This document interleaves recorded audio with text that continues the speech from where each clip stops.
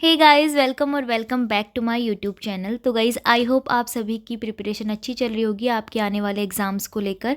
तो अभी UK PSC और यूके ट्रिपल एससी के कुछ एग्ज़ाम्स होने वाले हैं, जिसमें कि आपका वीपीडीओ का एग्ज़ाम है 31 दिसंबर को, और साथ ही आबकारी के आपके फ़िज़िकल स्टार्ट होने वाले हैं 11 जनवरी से। अभी आबकारी की जो लास्ट डेट है फॉर्म भरने की वो 31 दिसंबर है, तो आप वहाँ तक भर सकते हैं। तो फ़िज़िकल काफ़ी जल्दी हो रहे हैं इसमें, और ऐसा लग रहा था कि पहले रिटर्न होगा, लेकिन फ़िज़िकल की डेट आ चुकी है। 11 जनवरी से ही फ़िज़िकल होना तय है, और 11 से स्टार्ट होके वो आगे तक पहुँचेंगे जब तक भी आपका फ़िज़िकल निपटता है। फिर उसके बाद आपका रिटन एग्ज़ाम होगा, जिसमें आपको यूके ट्रिपल एससी का पैटर्न देखने को मिलेगा। तो हमने उत्तराखंड ज़िला सीरीज़ में 9 ज़िले कंप्लीट कर लिए थे, और काफ़ी लेट ये वीडियो आ रही है 10वें ज़िले देहरादून की। बाकी 9 ज़िलों के को हमने कंप्लीट करने के बाद उसके एमसीक्यू भी देख लिए थे। आज का जो ज़िला है वो है देहरादून, और इसको हम समझेंगे पहले। और ये थोड़ा लेंथी ज़िला है, तो देखते हैं कि ये कितनी वीडियो में कवर हो पाता है। तो चलिए वीडियो शुरू कर लेते हैं। सबसे पहले हमें हर बार की तरह ही इस ज़िले का भी मैप देख लेना है, और मैप की जो भी बाहरी अंतर्राष्ट्रीय सीमाएं होती हैं या अंतर्राज्यीय सीमाएं होती हैं, और वो किन किन ज़िलों से उत्तराखंड के टच होते हैं, वो सभी हमको देख लेना होता है। साथ ही उनकी दिशाओं को भी याद रखना होता है, ठीक है। और जो भी इम्पोर्टेंट इसमें नगर हैं वो भी हम देख लेंगे। सबसे पहले हम देखते हैं सीमाओं में। तो आपको दिख रहा होगा उत्तरकाशी। उत्तरकाशी किस सीमा पे दिख रहा है आपको? उत्तर पूर्व सीमा पे ये दिख रहा है, ठीक है। बाहरी सीमा पे जो देहरादून है वो उत्तराखंड के उत्तरकाशी ज़िले को टच कर रहा है। फिर थोड़ा सा नीचे आते हैं और पूर्व में हमें दिखता है टिहरी गढ़वाल, ठीक है। पूर्व साइड में हमको टिहरी गढ़वाल दिखता है, और फिर थोड़ा और नीचे आकर हमको पौड़ी गढ़वाल दिखता है। और पौड़ी गढ़वाल देहरादून की दक्षिण से पूर्व दिशा में आपको दिखाई दे रहा होगा। फिर उसके आगे हम आगे बढ़ते हैं तो हरिद्वार हमको दिख रहा है। हरिद्वार हमें दिख रहा है दक्षिण पश्चिम दिशा में, ठीक है। दक्षिण पश्चिम दिशा में हरिद्वार दिख रहा है। और आगे बढ़ने पर हमको उत्तर प्रदेश भी दिख रहा है। उत्तर प्रदेश, यहाँ पर हमसे पूछ सकते हैं कि देहरादून किस राज्य की सीमा के साथ टच होता है, तो उत्तर प्रदेश यहाँ पे करेक्ट आंसर हो जाएगा, क्योंकि ये उत्तर प्रदेश के साथ टच हो रहा है दक्षिण की दिशा में, ठीक है। फिर आगे बढ़ते हैं और हिमाचल प्रदेश हमको यहाँ पर देखने को मिल रहा है। पश्चिम दिशा पर हिमाचल प्रदेश लगा हुआ है देहरादून के। तो ये हो गई है इसकी बाहरी सीमाएं। जब बाहर आपको उत्तरकाशी, टिहरी, पौड़ी, हरिद्वार उत्तर प्रदेश और हिमाचल की सीमा से देहरादून टच होता है, ठीक है। अब इसमें जो जो इम्पोर्टेंट जगह हैं वो देख लेते हैं। पहला है हनोल, फिर है चक्राता, आपने सुना होगा, और कालसी, देहरादून। तो ये जो मेन देहरादून है वो यहाँ पर दिखाया गया है। फिर ऋषिकेश भी आपका आता है यहाँ पर। देहरादून, पौड़ी गढ़वाल, इसके बॉर्डर पे ही आपको देखने को मिल जाता है ऋषिकेश। तो नेक्स्ट है लाखा मंडल। ये हो गया इसका मैप का पूरा परिदृश्य, जिससे आप समझ सकते हैं कि देहरादून किन किन ज़िलों के साथ और साथ ही राज्यों के साथ सीमा साझा कर रहा है। आगे बढ़ते हैं और रिटर्न में देख लेते हैं। उत्तर पूर्व उत्तरकाशी, पूर्व में टिहरी, दक्षिण पूर्व में पौड़ी गढ़वाल, दक्षिण पश्चिम में हरिद्वार, पश्चिम दिशा में सीमा पर हिमाचल प्रदेश देखने को मिलता है, और दक्षिण दिशा में उत्तर प्रदेश मिलता है। ये हो गई है देहरादून की सीमाएं। आगे आते हैं और अब हम देखते हैं देहरादून की भौगोलिक स्थिति के बारे में। भौगोलिक स्थिति में हम हर बार की तरह देखेंगे सबसे पहले जिले का क्षेत्रफल, ठीक है। क्षेत्रफल क्यों देखते हैं? ताकि हमें पता चल जाए कि कौन सा जिला कितना बड़ा है क्षेत्रफल की दृष्टि में, क्योंकि हमसे क्वेश्चन पूछे जाते हैं कि प्रथम 5 बताइए कौन से बड़े हैं, और लास्ट के सबसे छोटे दिखाते हैं। और कभी कभी ऐसा भी दिया जाता है कि कुछ ज़िलों के नाम लिखे रहते हैं रैंडमली, कोई से भी 13 ज़िलों में से कोई से भी, और पूछा जाता है कि क्षेत्रफल की दृष्टि से इसको क्रम में लगाइए, ठीक है। तो देहरादून जिला 3088 स्क्वायर किलोमीटर है, ठीक है। 3088 स्क्वायर किलोमीटर है। उत्तर में हिमालय से, दक्षिण में शिवालिक पहाड़ियों से ये घिरा हुआ है, ठीक है। उत्तर में हिमालय से और दक्षिण में ये शिवालिक पहाड़ियों से घिरा हुआ है। अब देखिए, पश्चिमी जिला है ये, पूरे उत्तराखंड का पश्चिमी जिला है, ठीक है। अगर आपसे पूछा जाता है कि उत्तराखंड का सबसे पश्चिमी जिला कौन है, तो आपका देहरादून इसमें नाम आएगा। दून घाटी में ये बसा हुआ है, और इसकी सीमाएं 2 राज्यों से टच करती है। पहला है हिमाचल प्रदेश और दूसरा है उत्तर प्रदेश, ठीक है। 2 राज्य हैं और 4 जिले हैं, ठीक है। 4 जिले कौन कौन से देखे थे अभी हमने? पौड़ी गढ़वाल, टिहरी गढ़वाल और हरिद्वार, और चौथा हमने देखा था उत्तरकाशी। ठीक है, तो ये 4 ज़िले हैं आपको याद रखने हैं, और साथ में 2 राज्य याद रखने हैं।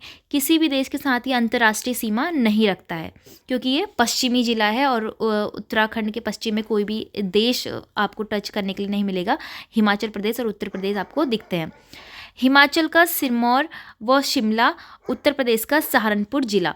तो ये आपके हिमाचल और उत्तर प्रदेश के ज़िले हैं जो कि देहरादून से टच हो रहे हैं। हिमाचल का सिरमौर और शिमला जिला टच होता है देहरादून से, और उत्तर प्रदेश का सहारनपुर जिला देहरादून से टच होता है। देहरादून को 2 भागों में बांटा गया है। कौन कौन सा? एक दून घाटी और एक जौनसार भाबर क्षेत्र। ठीक है, दून घाटी और जौनसार भाबर क्षेत्र। देहरादून का सबसे बड़ा देहरादून राज्य का सबसे बड़ा दून या द्वार क्षेत्र है। उत्तराखंड में आपसे पूछा जाएगा कि सबसे बड़ा दून या द्वार क्या है, तो देहरादून। ठीक है, देहरादून राज्य का ही सबसे बड़ा दून या द्वार है, जो कि 75 किलोमीटर लंबा है।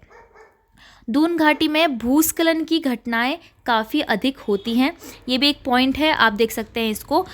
यहाँ की जलवायु के बारे में बात कर लेते हैं। जलवायु किस प्रकार की है, तो समशीतोष्ण जलवायु है देहरादून की, समशीतोष्ण जलवायु। अब हम समझते हैं कि दून के बारे में, क्योंकि हमने कई बार अभी देख लिया है कि देहरादून जो है राज्य का सबसे बड़ा दून या द्वार है, और दून घाटी में भूस्खलन की घटनाएं भी होती हैं। यहाँ का जो मौसम है, जलवायु है, समशीतोष्ण है। तो हम जान लेते हैं दून के बारे में। तो दून क्या होता है? दून नदी से जो निक्षेप बनते हैं उनसे दून का निर्माण होता है। ऐसे समझिए आप, यमुना और इसकी सहायक नदियों का जो निक्षेप है, जो कि जैसे यमुना और उसकी सहायक नदियाँ उसके साथ जो बहकर आ रही हैं, उनसे यहाँ पर जो निक्षेप बन रहा है, क्योंकि देहरादून से आगे सारा तराई क्षेत्र है। देहरादून से पहले जो पहाड़ है वहाँ से स्पीड में नदियाँ आती हैं, और फिर उसके बाद इस तराई क्षेत्र में आके वो उसकी स्पीड स्लो हो जाती है, तो वहाँ पर एक निक्षेप बन जाता है, जिसको क्या कहते हैं? दून कहते हैं। ठीक है, वृहत हिमालय, महान हिमालय एक ही बात है। नॉर्थ में हिमाद्री, साउथ में लघु हिमालय और मध्य हिमालय है। साउथ में शिवालिक या बाह्य हिमालय है। लघु हिमालय व शिवालिक के मध्य में समतल पेटियां हैं। दून का मतलब आपने समझ लिया है, यमुना और उसकी सहायक नदियों का निक्षेप से दून का निर्माण होता है। तो हमने देहरादून का भौगोलिक स्थिति देख ली, और साथ ही उसके मैप के बारे में जान लिया, उसकी सीमाएं देख ली, दिशाएं देख ली। अब हम देखते हैं देहरादून का ऐतिहासिक वर्णन, कि इतिहास में देहरादून के बारे में क्या क्या हमको जानकारियां मिलती हैं। सबसे पहले आपसे पूछा जा सकता है प्राचीन नाम, जो कि देहरादून का प्राचीन नाम क्या है? पृथ्वीपुर है। ठीक है, कहा जाता है कि पांडवों के गुरु द्रोणाचार्य ने यहाँ अपनी तपोभूमि बनाई थी, इसीलिए देहरादून का एक नाम पहले द्रोणनगर था। ठीक है, पहले उसका नाम द्रोणनगर भी था, और इसका कारण क्या है? क्योंकि गुरु द्रोणाचार्य ने यहाँ पर अपनी तपोभूमि बनाई थी। देहरादून की अगर हम संधि करते हैं तो Dehra plus Doon equal to Dehradun. Dehra का मतलब जहाँ पर होता है डेरा, तो डेरा बोला जाता था। कुछ लोगों का मानना है कि जो देहरा है वो डेरा शब्द से ही बना है, क्योंकि यहाँ पर गुरु राम राय का डेरा था और द्रोणाचार्य का भी डेरा था। ठीक है, 1699 ईस्वी में गुरु राम राय ने देहरादून मुगल शैली के गुरुद्वारे की नींव रखी थी। यहाँ पर गुरु राम राय ने, जो कि यहाँ पे डेरा डालते थे, तो डेरा इसी देहरा शब्द से ही है, देहरा प्लस दून देहरादून। फतेह शाह के समय गुरु राम राय आए। फतेह शाह ने गुरुद्वारे के लिए खुड़बुड़ा, राजपुर व चामसारी भूमि दान में दी थी। जब फतेह शाह का शासनकाल चल रहा था, तो उसी समय गुरु राम राय यहाँ पर आए थे, और गुरु राम राय को फतेह शाह ने ही गुरुद्वारे के लिए ये 3 क्षेत्र दिए थे, खुड़बुड़ा, राजपुर और चामसारी। तो यहाँ पर 1699 ईस्वी में गुरु राय ने मुगल शैली के गुरुद्वारे की नींव रखी थी। 1635 ईस्वी में शाहजहां के सेनापति नजाबत खान ने दून घाटी में आक्रमण किया। उस समय गढ़वाल के राजा की जो गढ़वाल राज्य की जो संरक्षिका थी वो महारानी कर्णावती थी। महारानी कर्णावती के बारे में आप जानते हैं, इनको नागकटी रानी के नाम से भी जाना जाता है। तो 1635 की बात हो रही है देहरादून में। तब यहाँ पर शाहजहां का एक सेनापति था नजाबत खां, उन्होंने दून घाटी में आक्रमण किया, और उस समय वहाँ पर संरक्षिका कौन थी? महारानी कर्णावती। 1770 ईस्वी की बात बताइए आप कि यहाँ 1770 ईस्वी तक प्रदीप शाह के समय रोहिला सरदार नजीबुद्दौला ने दून क्षेत्र में आक्रमण किया और फिर यहाँ पर राज किया था। नेक्स्ट पॉइंट है, प्रद्युम्न शाह के दो मंत्री थे। पहले का नाम था रामा और दूसरे का नाम था धरणी, और ये दोनों ही दून को व्यवस्थित करने का इन्होंने प्रयास किया था, रामा और धरणी। कभी आपसे क्वेश्चन पूछ सकते हैं, प्रद्युम्न शाह के दो मंत्रियों का नाम क्या है? रामा और धरणी, जिन्होंने दून को व्यवस्थित करने का प्रयास किया था और इनको पराक्रम शाह ने मारा था। अब देखिए नेक्स्ट पॉइंट है, 1785 ईस्वी में गुलाम कादिर ने देहरादून क्षेत्र में आक्रमण किया और उम्मेद सिंह के साथ किया और उसे दून का गवर्नर भी बनाया गया था। नेक्स्ट पॉइंट है, प्रद्युम्न शाह ने अपनी पुत्री का विवाह उम्मेद सिंह के साथ किया और उसे दून का स्थायी शासक नियुक्त कर दिया।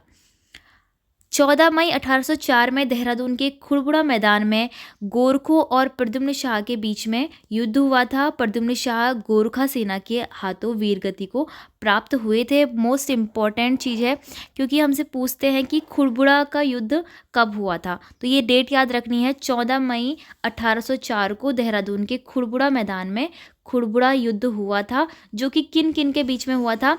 गोरखों के बीच में, जो कि नेपाल से आए थे, और प्रद्युम्न शाह के बीच में, जो कि उस वक्त यहाँ पर शासक थे। प्रद्युम्न शाह और गोरखों के बीच में ये युद्ध हुआ था, जिसमें प्रद्युम्न शाह को गोरखों ने वीर गति को प्राप्त कर दिया था। ठीक है, प्रद्युम्न शाह यहाँ पर वीर गति को प्राप्त हो गए थे खुड़बुड़ा मैदान में लड़ते हुए।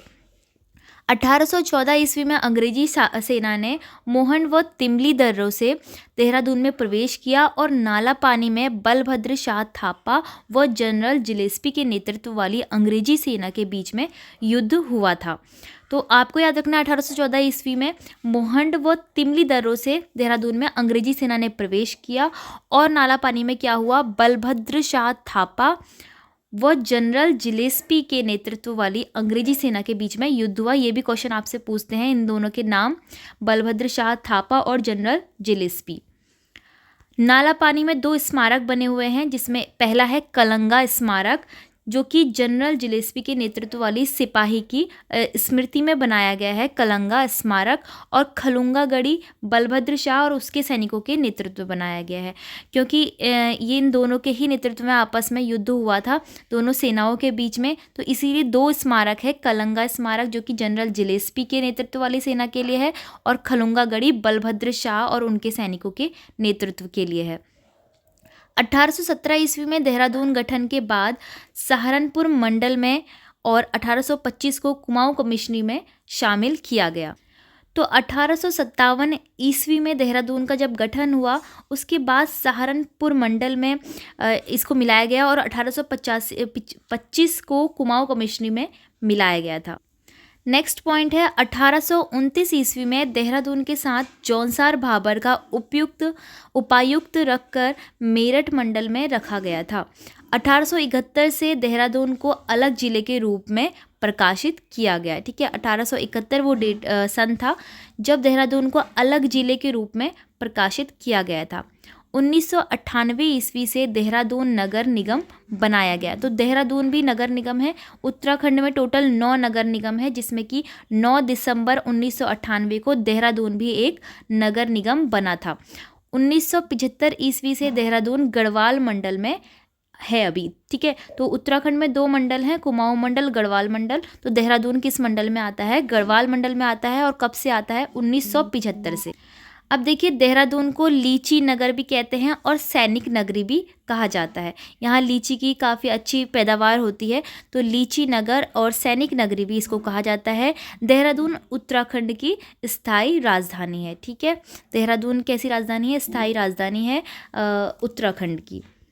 तो ये हो गया हमारा देहरादून का ऐतिहासिक वर्णन, जिसमें हमने देखा कि इतिहास में क्या क्या देहरादून में हुआ था और कौन से मेन युद्ध है, आपको पता ही है, कलंगा स्मारक। ठीक है, और इस तरह से आपको याद रखना है, खुड़बुड़ा मैदान वाला युद्ध भी याद रखना है, उसमें कौन 2 आपस में लड़े थे, किसको वीर गति प्राप्त हुई, क्या क्या हुआ, ये सब चीज़ें रखनी है याद आपको। और आपका देहरादून एक नगर निगम भी है उत्तराखंड का, उसकी डेट भी आपको याद रखनी है 1998 में। अब हम देखते हैं देहरादून के प्रसिद्ध त्यौहार और मेले। ठीक है, तो देहरादून का टपकेश्वर मेला बहुत ही प्रसिद्ध मेला है। टपकेश्वर मंदिर यहाँ पर स्थित है, जहाँ पर गुफा में पानी टपकता है, ऐसा शिवलिंग के ऊपर ऐसा बोला जाता है। तो टपकेश्वर मेला भी टपकेश्वर देवधारा नदी के किनारे पर लगता है और यहाँ पर एक गुफा स्थित है, शिव मंदिर है। टपकेश्वर महादेव मंदिर में शिवरात्रि के दिन मेला लगता है। तो ये मेला कब लगता है? शिवरात्रि के दिन। जखोली मेला है जो कि जौनसार क्षेत्र में लगता है और गनियात मेला जौनसार भाबर में लगता है। खंगला एवं झंडा मेला काफ़ी बार पूछा जाता है, तो ये देहरादून में लगता है। नुणाई मेला भी बहुत इंपॉर्टेंट है। श्रावण माह में नुणाई मेला जौनसार क्षेत्र में भेड़ बकरियों को पालने वालों के नाम से मनाया जाता है। तो ऐसा कहा जाता है कि जो भेड़ बकरियां पालते हैं तो वो इस मेले को मनाते हैं, नुणाई मेला, ठीक है, जौनसार क्षेत्र में ही लगता है। अगला और मोस्ट इम्पॉर्टेंट मेला है देहरादून का बिस्सू मेला। कई बार कई एग्ज़ाम्स में ये पूछा गया है क्योंकि देहरादून का बिस्सू मेला बहुत ज़्यादा प्रसिद्ध है। जौनसार क्षेत्र का सबसे बड़ा मेला है ये बिस्सू मेला, ठीक है, जौनसार क्षेत्र का। देखो देहरादून में जो सबसे बड़ी जनजाति है वो है जौनसारी जनजाति, जो कि उत्तराखंड की दूसरी सबसे बड़ी जनजाति है। पहली कौन सी है? थारू जनजाति है, जो कि पूरे उत्तराखंड की है और साथ ही कुमाऊं क्षेत्र की भी है, ठीक है। लेकिन अगर आप गढ़वाल क्षेत्र की देखें तो गढ़वाल क्षेत्र की जौनसारी जनजाति सबसे बड़ी जनजाति है, जो कि बिस्सू मेला यहाँ पर इसी क्षेत्र का है। तो बिस्सू मेला बैसाखी से 4 दिन तक चलता है। बिस्सू मेले का प्रारंभ चौली थात से होता है। बिस्सू मेले में जंगबाजी नृत्य होता है। ये आपसे पूछ सकते हैं किस मेले में जंगबाजी नृत्य होता है, तो बिस्सू मेले में होता है। जौनसार में चावल से बने पापड़ को लाडू एवं शाकुली कहा जाता है। यह बिस्सू मेले का मुख्य पकवान होता है। यह मेला भुटाणु, टिकोची और किरोली गाँव के अतिरिक्त चक्राता में भी होता है। भुटाणु, टिकोची, किरोली गाँव ये कहाँ है? उत्तरकाशी जिले में है। और इसके अतिरिक्त चक्राता जो कि कहाँ है? जौनसार, देहरादून में है। तो चक्राता में बिस्सू मेला लगता है, जौनसार भाबर क्षेत्र में। एक यहाँ पर है भद्रराज मेला, जो कि देहरादून के मसूरी से 15 किलोमीटर दूर भद्रराज मंदिर में आयोजित किया जाता है। नेक्स्ट है शहीद वीर केसरी चंद मेला, जो कि शहीद केसरी के बलिदान दिवस पर ये मेला लगता है। 3 मई को चौलीथात देहरादून में ये मेला लगता है, शहीद वीर केसरी चंद मेला। तो ये हो गए इंपॉर्टेंट देहरादून के मेले, जिसमें कि बिस्सू मेला सबसे यहाँ पर इंपॉर्टेंट है। नुणाई मेला, शहीद वीर केसरी चंद मेला को भी आपको याद रखना है क्योंकि ये शहीद केसरी के बलिदान दिवस पर 3 मई को चौलीथात में लगता है। अब हम देखते हैं देहरादून के प्रसिद्ध ताल एवं कुंड। तो देहरादून के प्रसिद्ध ताल देखिए, सबसे पहला है चंदबाड़ी ताल, जो कि चंद्रभागा नदी के उद्गम पर स्थित है। चंदबाड़ी ताल। कांसरो ताल रायवाला के समीप में है और गौतम कुंड चंद्रबानी देहरादून में है। यहाँ पर महर्षि गौतम ने तपस्या की थी, इसी के लिए इसका नाम है गौतम कुंड। तो ये हो गए देहरादून के प्रसिद्ध ताल और कुंड। ज़्यादा यहाँ पर ताल नहीं है, तो आपको इतना ही याद रखना है, चंदबाड़ी ताल और कांसरो ताल। चंदबाड़ी आपको नाम से याद रहेगा, चंद्रभागा नदी के उद्गम पर है, और कांसरो ताल रायवाला के पास में है। गौतम कुंड पर महर्षि गौतम ने तपस्या की थी। अब देहरादून में कई सारे वाटरफॉल हैं जिनके बारे में हमें देखना है कि ये कहाँ कहाँ पर हैं, इनका नाम देखना है हमको। सबसे पहला है मोई घाट फॉल, जो कि चक्राता में है। किमोना फॉल चक्राता में है। शिखर फॉल राजपुर में है। टाइगर फॉल चक्राता में है। मैसी जलप्रपात मसूरी में है। पटना जलप्रपात पौड़ी ऋषिकेश में आता है। नीर गड्ढू झरना टिहरी ऋषिकेश में आता है। गरुड़ चट्टी प्रपात नीलकंठ मार्ग में आता है। फूल चट्टी झरना ऋषिकेश में आता है। और सहस्त्र धारा जलप्रपात बाल्दी नदी के तट पर गंधक युक्त जल यहाँ पर बहता है।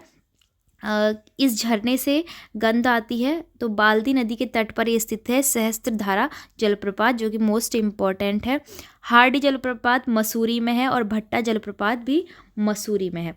तो ये हो गए टोटल देहरादून के जलप्रपात, जिसमें कि सबसे जो इम्पोर्टेंट है वो है सहस्त्र धारा जलप्रपात, जहाँ पर जो कि बाल्दी नदी के तट पर है और गंधक युक्त जल यहाँ से देखने को हमें मिलता है।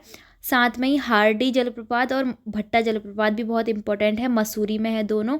एक टाइगर फॉल पूछते हैं जो कि चक्राता में है। बस इतने आपके देहरादून के मोस्ट इम्पॉर्टेंट जलप्रपात है। अब हम देखते हैं देहरादून का थोड़ा सा प्रशासनिक ढांचा, जिसमें हम देखेंगे सबसे पहले विधानसभा सीटें। तो देहरादून से टोटल 10 विधानसभा सीटें हैं, जिसमें कि एक सीट एससी की है और एक सीट एसटी की है। एसटी सीट है चकराता और एससी सीट है राजपुर। और इसमें मोस्ट इम्पॉर्टेंट है एसटी सीट, ये कई एग्ज़ाम में पूछी जाती है कि देहरादून से एसटी सीट कहाँ पर है, तो चकराता में है। 10 सीटों में से ये एक सीट। विकास खंड यहाँ पर रायपुर, चकराता, डोईवाला, कालसी, सहसपुर और विकासपुर है। तहसील यहाँ पर कालसी, त्यूनी, चकराता, ऋषिकेश, देहरादून, विकासनगर और डोईवाला तहसीलें हैं। तो ये हो गया आपका प्रशासनिक ढांचा देहरादून का, जिसमें विधानसभा की 10 सीटें हैं, एसटी चकराता, एससी राजपुर, विकासखंड और तहसीलें आपने देख ली हैं। अब हम देखते हैं इस वीडियो का लास्ट टॉपिक जो है प्रमुख मंदिर। तो प्रमुख मंदिर में कई सारे मंदिर हैं देहरादून में। पहला है टपकेश्वर मंदिर, जो कि हमने आगे डिस्कस किया, भगवान शिव का मंदिर है और गुफा में स्थित है, जिससे बूंद बूंद जल गिरता है शिवलिंग के ऊपर। यहाँ पर टपकेश्वर मेला भी लगता है। अगला है सिद्धेश्वर मंदिर, केदारपुरम में घंटागढ़ से 5 किलोमीटर दूर, ये मोथरो वाला रोड पर स्थित है।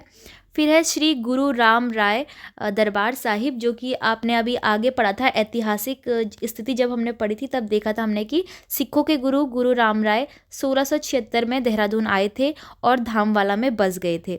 ठीक है, इसलिए यहाँ पे देहरा को डेरा भी बोलते हैं। तो गढ़वाल नरेश फतेहपति शाह ने इन्हें 3 गांव दान किए थे। मैंने आपको गांव बताए थे कौन कौन से गांव फतेहपति शाह ने इनको दान किए थे। श्री गुरु राम राय ने देहरादून के धामवाला में मुगल शैली में झंडा दरबार गुरुद्वारा की स्थापना की थी, जो कि 1699 में स्थापित किया गया था। 1707 में गुरु राम राय की पत्नी पंजाब कौर ने इस गुरुद्वारे का कार्य को पूरा करवाया था। झंडा मेला लगता है यहाँ पर, जो कि मोस्ट इम्पॉर्टेंट मेले में हमने पढ़ा था। झंडा मेला गुरु राम राय के जन्म दिवस पर एवं उनके देहरादून आगमन के अवसर पर देहरादून में इस मेले को मनाया जाता है।